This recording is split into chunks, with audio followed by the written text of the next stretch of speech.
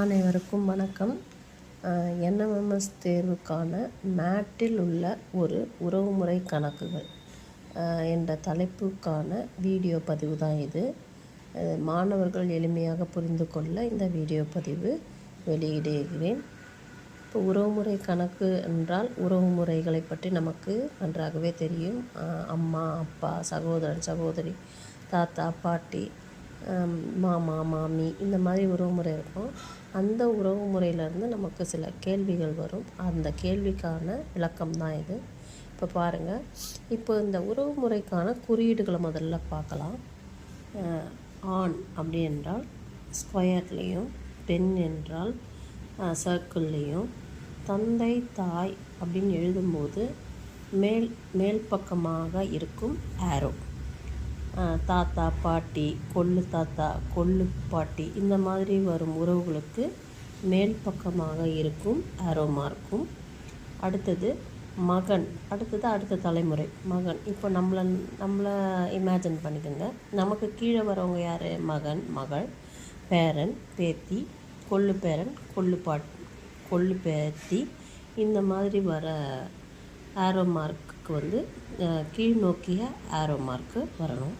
அடுத்தது சகோதரன் சகோதரிக்கு பக்கவாட்டு ஆரோ மார்க்கு. அடுத்தது கணவன் மனைவியை குறிக்கும் ஆரோ மார்க் ரெண்டு கோடு ஆரோ மார்க்கு வரணும். இப்படி நம்ம முதல்ல இந்த குறியீடுகளை பற்றி தெரிந்து கொள்வோம். ஸ்கொயர் என்றால் ஆண், சர்க்கிள் என்றால் பெண், மேல்நோக்கிய ஆரோ மார்க் என்றால் தந்தை தாய், தாத்தா பாட்டி, அந்த மாதிரி. கீழ்நோக்கி ஆரோ மார்க் என்றால் மகன், மகள், பேரன், பேத்தி, கொள்ளு பேரன், கொள்ளு பேத்தி, அதாவது கீழ்நோக்கிய உறவுகள். அடுத்தது சகோதரன் சகோதரிக்கு பக்கவாட்டு உறவுகள். கணவன் மனைவிக்கு 2 கோடுகளுடைய ஆரோ மார்க். இந்த மாதிரி நம்ம குறியீடை கற்றுக்கிட்டோம். அடுத்தது இப்போ நம்ம குடும்ப வரைபடத்தை பற்றி பார்க்கலாம். குடும்ப வரைபடத்தில் முதல்ல மகனை சென்டர் பண்ணி, மகனுக்கு யார் மேல் நோக்கி இருப்பா? தந்தைக்கு யார் அடுத்து மேல் நோக்கி இருக்கிறது? தாத்தாக்கு மேல் நோக்கி இருக்கிறது கொள்ளு தாத்தா. இதனால் இவங்களுக்கு மேல் நோக்கி ஆரோ மார்க்கு போட்டு காட்டியிருக்கேன். அடுத்தது மகனுக்கு அடுத்து யார் வர? இப்போ தந்தைக்கு அடுத்து யார்? மகனுக்கு அடுத்து யார்? பேரனுக்கு கீழ் நோக்கிய ஆரோ மார்க்கு. அடுத்தது கொள்ளு பேரன், இப்படி அதுக்கு அடுத்து எள்ளு பேரன், இப்படி வரும். இந்த தலைமுறைகள் நமக்கு வரும். இந்த தலைமுறையை நம்ம பார்த்துட்டோம். இப்போது தந்தை அப்படின்னாலே தாய் இல்லையா? தாய் என்ற உறவு. தந்தைக்கு யார் வேணும்? மனைவி. அப்போது மனைவிக்கு என்ன போட்டிருக்கேன்? தந்தையும் தாயும், கணவன் மனைவி. ஸோ 2 ஆரோ மார்க்கு. அதே மாதிரி பாருங்கள், தாத்தானா பாட்டி இருப்பாங்க இல்லையா? பாட்டிக்கு 2 ஆரோ மார்க். அதாவது கொள்ளு தாத்தா, கொள்ளு பாட்டி, 2 ஆரோ மார்க் போட்டிருக்கு. இப்படி அடுத்தது இங்கே பாருங்கள், மகனுக்கு பக்கத்தில் 1 ஆரோ மார்க் போட்டிருக்கேன். நான் 1 ஆரோ மார்க்னால் என்ன சொன்னேன்? நான் சகோதரன் சகோதரி அப்படின்னு சொன்னேன் இல்லையா? ஸோ மகன் வரும்போது 1 ஆரோ மார்க் போட்டு மகன் போட்டிருக்கேன். இப்போ மகன் மகள் அப்படின்னா இவங்க 2 பேரும் சகோதரன் சகோதரிகள் அர்த்தம். 1 ஆரோ மார்க் நம்ம அந்த ஆரோ மார்க் வச்சு தான் நம்ம புரிஞ்சுக்கணும். இங்கே கணவன் மனைவின்னு போட்டுட்டு இங்கே மகன் பக்கத்தில் மகள் போட்டிருக்காங்களே அப்படின்னா ஆரோ மார்க்கை பாருங்கள். இந்த ஆரோ மார்க்கு தான் நமக்கு புரிய வைக்கிறது. அங்கே 2 ஆரோ மார்க் போட்டிருக்கேன், இங்கே 1 ஆரோ மார்க் போட்டிருக்கேன். இப்போ 1 ஆரோ மார்க்னால் என்ன அர்த்தம்? சகோதரி. அப்போ மகன் பக்கத்தில் மகள் வரும்போது 1 ஆரோ மார்க் போட்டிருக்கேன். ஸோ சகோதரி. இப்போ நல்லா உங்களுக்கு புரிஞ்சிருக்கும்னு நினைக்கிறேன். அடுத்தது கீழே பாருங்கள், பேரன் பேத்தி. பேரன் பக்கத்தில் 1 ஆரோ மார்க் போட்டு பேத்தின்னு போட்டிருக்கேன். பேரன்னா இங்கே 1 ஆரோ மார்க், பேரன் பக்கத்தில் பேத்தி, அவருடைய சகோதரி இது. இப்போ மகனுக்கு இங்கே இந்த தந்தைன்னு போட்டு இங்கே கீழே வரதுனால பேரன் பேத்தி அப்படின்னு அந்த உறவு முறையை குறிச்சிருக்கேன். ஆனால் இவருக்கு இவங்க சகோதரி அப்படின்றத அர்த்தம். அதே மாதிரி இங்கே பாருங்கள், தந்தை தாய் பக்கத்தில் இன்னொரு உறவை குறிச்சிருக்கேன். தாய் பக்கத்தில் ஒரே ஒரு ஆரோ மார்க் போட்டிருக்கேன். தாய் மாமன் போட்டிருக்கேன். அப்போ தாய்க்கு இவங்க என்ன உறவு? சகோதரன். அந்த சகோதரன்றதை குறிக்கிறது ஒரு ஆரோ மார்க். இப்போ உங்களுக்கு நல்லா தெளிவாக புரிஞ்சிருக்கும்னு நினைக்கிறேன். அடுத்தது இங்கே தந்தை பக்கத்தில் ஒரு ஆரோ மார்க் போட்டு அத்தைன்ற உறவை குறிச்சிருக்கேன். அப்போ தந்தைக்கு இவங்க சகோதரி. ஸோ இப்படி தான் நம்ம குடும்ப வரைபடத்தை வரைஞ்சிக்கிட்டோம்னா எளிமையான முறையில் நம்ம இந்த உறவு முறை கணக்குகளை நம்ம எளிமையான முறையில் செஞ்சிடலாம். இப்போ இதுக்கு உதாரணமாக நான் 2-3 கணக்குகளை நான் உங்களுக்கு சொல்லித்தர போகிறேன் இந்த வீடியோவில். முதல் கணக்கு பாருங்கள். தீபக்கின் சகோதரர் விமல்.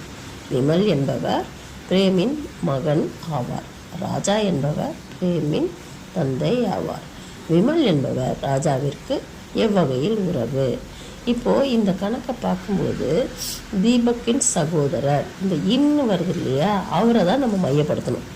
இந்த இன் யாரை பற்றி சொல்லி மையப்படுத்தி சொல்லியிருக்காங்க. இன் தீபக்கின், அந்த மாதிரி ஏ இன் பி இன், அப்படி இன் வர முதல்ல நம்ம மையப்படுத்தி நம்ம இந்த கணக்கை செய்ய போகிறோம்.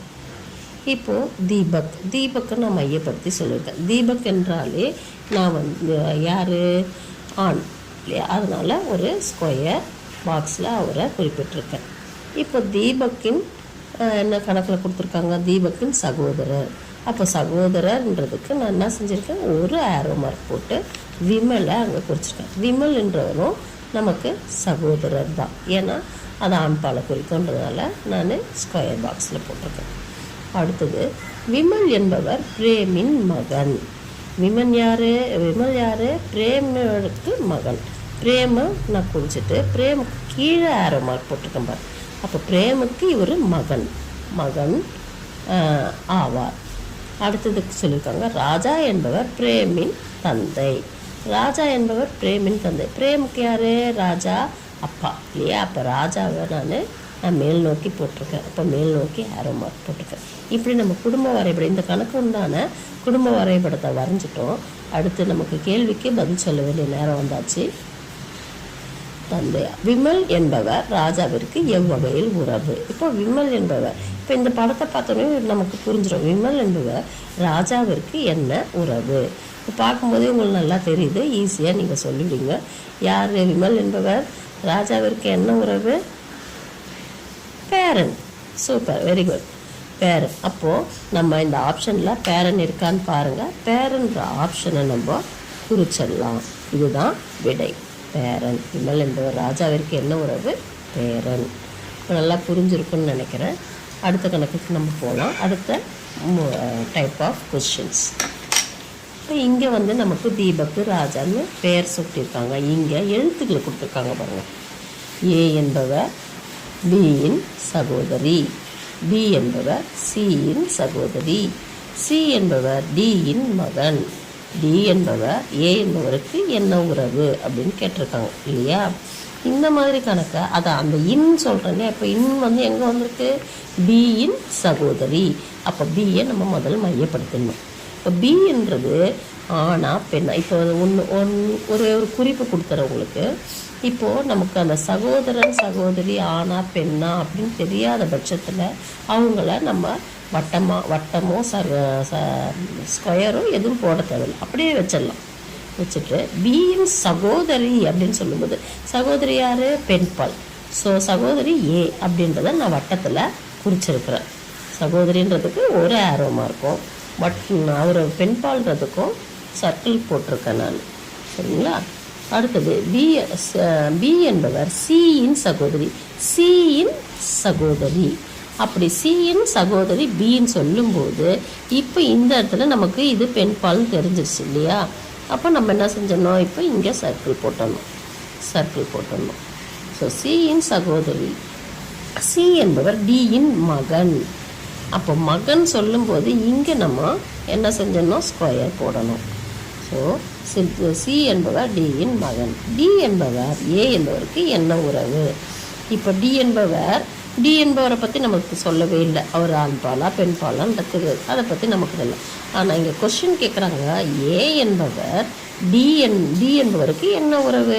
இப்போ இவங்க 3 பேருமே பிள்ளைங்க தான். இவர் அப்பான்றதுனால இவங்க 3 பேருமே பிள்ளைங்க தான். அப்போ டி என்பவர்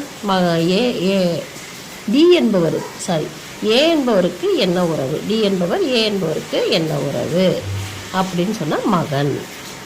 மகள். நம்ம இங்கே வட்டத்தில் குறிச்சிருக்கோம் இல்லையா, அப்போ என்ன உறவு நமக்கு? மகள். மகள்னு போட்டு அவ்வளோதான். இதுதான் இந்த குடும்ப வரைபடத்திலேருந்து நமக்கு இந்த விடை கண்டுபிடிச்சிட்டோம் நம்ம. சரிங்களா? அடுத்தது 3வது டைப் கொஸ்டின் பார்க்கலாமா? இது நல்லா புரிஞ்சிருக்குன்னு நினைக்கிறேன். இந்த மாதிரி கேள்விகள் வந்து என்எம்எம்எஸ்ல அடிக்கடி கேட்குறாங்க. என்எம்எம்எஸ்ல மட்டும் இல்லாமல் டிஎன்பிசி எக்ஸாம் எல்லா எக்ஸாம்லேயும், நம்ம டிஎன்பிசி எக்ஸாமில் எல்லாத்துலேயும் நிறைய இந்த மாதிரி கேள்விகள் அடிக்கடி வருது.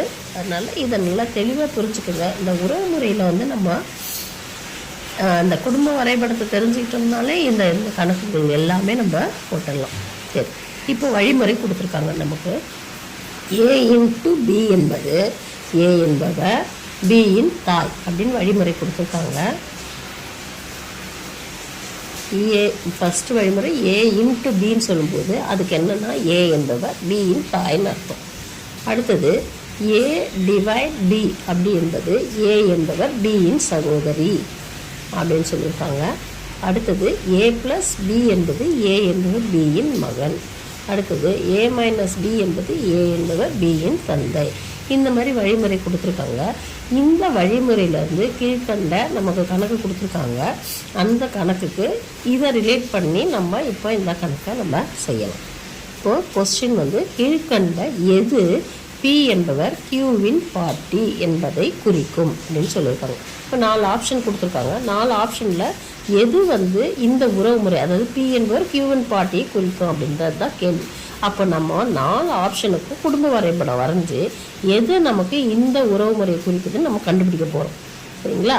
இப்போ இந்த வழிமுறையிலேருந்து ஃபஸ்ட்டு ஆப்ஷனுக்கு உண்டான வழிமுறையை நம்ம எழுதிக்கலாம்.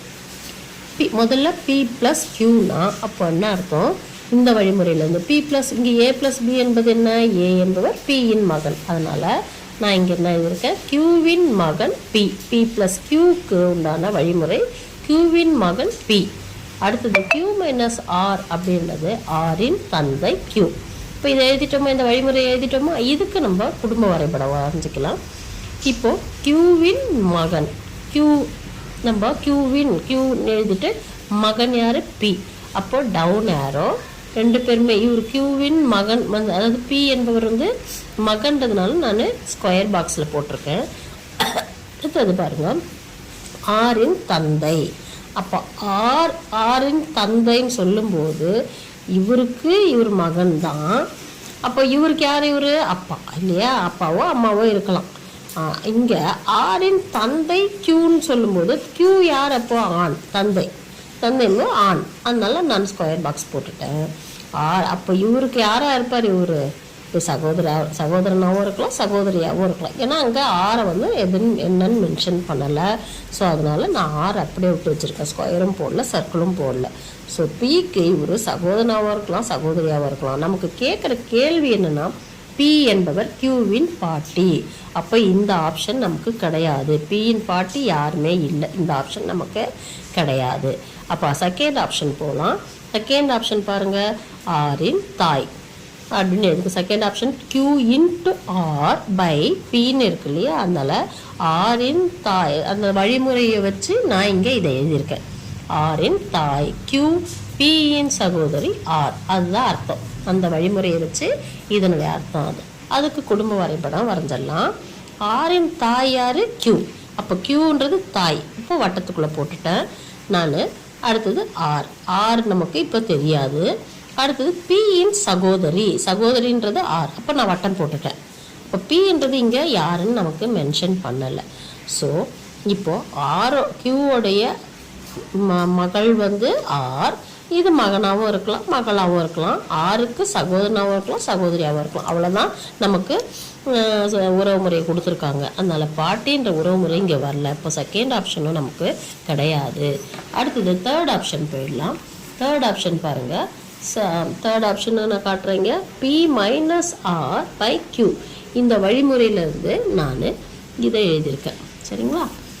ஆரின் தந்தை P, Qவின் சகோதரி R. இந்த வழிமுறை அந்த மூணாவது ஆப்ஷன்லேருந்து நமக்கு இதை நான் எழுதியிருக்கேன். அப்போ ஆரின் தந்தை அப்படின்னு சொல்லும்போது ஆரை நான் மையப்படுத்தியிருக்கேன். தந்தைன்றது ஆண்பால். மேலே ஆரோ மார்க் போட்டு ஸ்கொயரில் காட்டியிருக்கேன் பியை. இப்போது ஆருடைய தந்தை நமக்கு தெரிஞ்சிச்சு. அடுத்தது என்னென்னா கியூவின் சகோதரி. கியூவின் சகோதரி அப்படின்னு சொல்லும்போது ஆர். அப்போது இவங்க 2 பேரும், இது வந்து ஆர் வந்து நான் வட்டத்துக்குள்ளே போட்டிருக்கேன். இப்போ இது கியூன்றது யாருன்னு தெரியாது, அதாவது ஆனால் பெண்ணான்னு நமக்கு தெரியாது இல்லையா. அப்போது பியோட உறவு முறை இவங்க 2 பேரும் என்ன, மகனாகவும் இருக்கலாம் மகளாகவும் இருக்கலாம். பியினுடைய மகள் வந்து ஆர். அப்போ கியூ வந்து மகனாகவும் இருக்கலாம் மகளாக தான் இருக்க முடியும் இல்லையா. பாட்டின்ற உறவுமுறை இங்கேயுமே வரலை நமக்கு. ஸோ 3வது ஆப்ஷனும் கிடையாது. அடுத்தது 4வது ஆப்ஷன் பாருங்கள், ஆரின் தாய். 4வது ஆப்ஷன் பார்த்துடலாமா, P into R into Q இப்படி தான் கொடுத்துருக்காங்க 4வது ஆப்ஷன். அதுக்குண்டான வழிமுறை வந்து இன்ட்டு அப்படின்றது ஏ இன்ட்டு பி என்பது ஏ என்பவர் பியின் தாய். ஸோ அப்போது ஆரின் தாய் பி அப்படின்னு தானே இல்லையா, கரெக்ட். ஆரின் தாய் பி. அடுத்தது இன்ட்டுன்னு வர்றதுனால கியூவின் தாய் ஆர். அதே மாதிரி தான் இங்கே இது கியூவின் தாய் ஆர். அப்போது அதுக்குண்டான குடும்ப வரைபடம் முதல்ல எழுதலாம். ஆரின் தாய் யார், தாய்னா மேலே ஆரோ மார்க் போட்டுடணும். அப்போ தாய்ன்றதுனால வட்டத்துக்குள்ளே காட்டியிருக்கேன். அடுத்தது ஆருடைய ஆறுன்றது யார், ஆரின் தாய். இப்போ ஆர் நமக்கு தெரியாது, பி மட்டும்தான் தாயின்னு தெரியும், மேலே ஆரோ மார்க் போட்டிருக்கேன் அம்மான்றதுனால. அடுத்தது இந்த ஸ்டேட்மெண்ட் பாருங்கள், கியூவின் தாய் ஆர். கியூவின் தாய் ஆர், கியூக்கும் தாய் வந்து ஆறு.